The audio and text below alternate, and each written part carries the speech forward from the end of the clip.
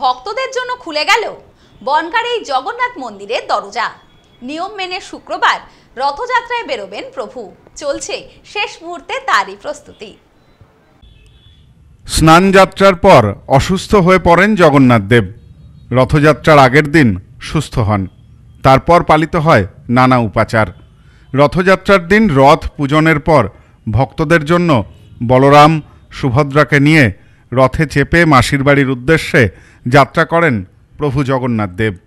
সেখানে 7 দিন কাটিয়ে ফের ফিরে আসেন মন্দিরে। এটাই প্রচলিত রীতি। শুক্রবার রথযাত্রা। সীমান্ত শহর বনগাঁতে এবারে সাড়ম্বরে পালিত হচ্ছে রথযাত্রা উৎসব। জানা গেছে অন্যান্য বছরের তুলনায় এবছর আরও বেশ কয়েকটি নতুন রথযাত্রার আয়োজন করা হয়েছে। পাশাপাশি এবারের রথযাত্রায় প্রথম ভক্তদের দর্শন দেবেন বনগাঁর ছয়ঘড়িয়া এলাকার নবনির্মিত জগন্নাথ মন্দিরের জগন্নাথ দেব। একেবারে শেষ মুহূর্তে চলছে তার প্রস্তুতি। জানা গেছে স্থানীয় বাসিন্দা কানাই মজুমদার ও বলাই মজুমদারের দান করা জমিতে নির্মিত হয়েছে এই মন্দির।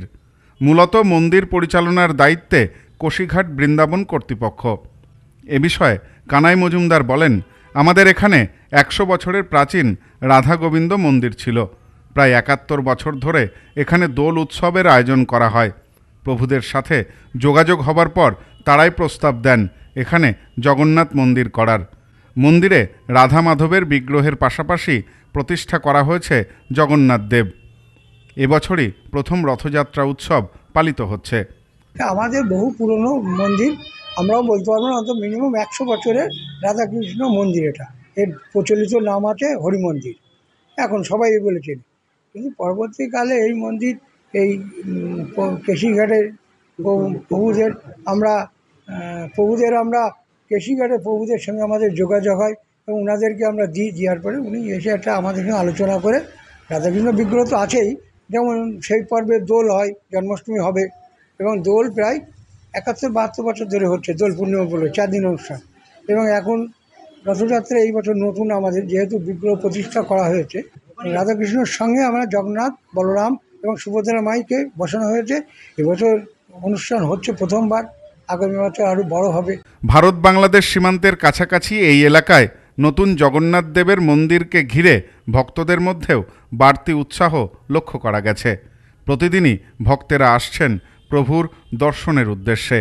জানা গেছে রথযাত্রা উপলক্ষে নানান ধর্মীয় অনুষ্ঠানের আয়োজন করা হয়েছে। রথযাত্রা উপলক্ষে বৃন্দাবন থেকে মন্দিরে এসেছেন মহন্ত নবগৌরাঙ্গ দাস।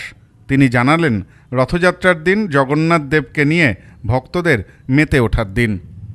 এদিন প্রভুর আশীর্বাদ বর্ষিত হয় ভক্তদের ওপর। শ্রী জগন্নাথ দেবের স্নানযাত্রা উৎসব হলো। স্নানযাত্রা উৎসব হওয়ার পরে জগন্নাথ দেব 7 দিন জগন্নাথ দেবের অসুস্থ ছিলেন। 7 দিন পরে আজকে শ্রী শ্রী জগন্নাথ দেবের শুভ দর্শন, নবযৌবন দর্শন বলা হয়। নবযৌবন দর্শন হলো আজ সকালে। আপনার পরিক্রমা মঙ্গল আরতি থেকে শুরু হবে।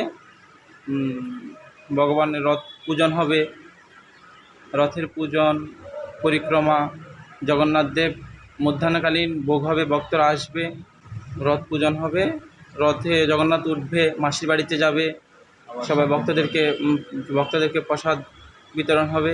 আবার 7 দিন পরে 7 দিন ওখানে পূজা, কীর্তন, পাঠ সব কিছু হবে। আজকে অধিবাস কীর্তন সব কিছু হবে। কালকে রথে সবাই ভক্তবৃন্দ আসবে, আনন্দ করবে, শ্রী জগন্নাথ দেবের উৎসব হবে, সবাই আসবেন। সোমনাথ মজুমদারের সাথে সব্যসাচী ভট্টাচার্যের রিপোর্ট, নিউজ নোম্যান্সল্যান্ড, বনগাঁ। এবার আপনার নিকটবর্তী শহরে আরতি ইলেকট্রনিক্স রিটেল প্রাইভেট লিমিটেড। আরতি ইলেকট্রনিক্স বনগাঁ, গোপালনগর, চাঁদপাড়া, দত্তপুকুর, হাবড়া, নগররুকড়া, বগুলা ও হেলেঞ্চাতে। ফোন 707653434320।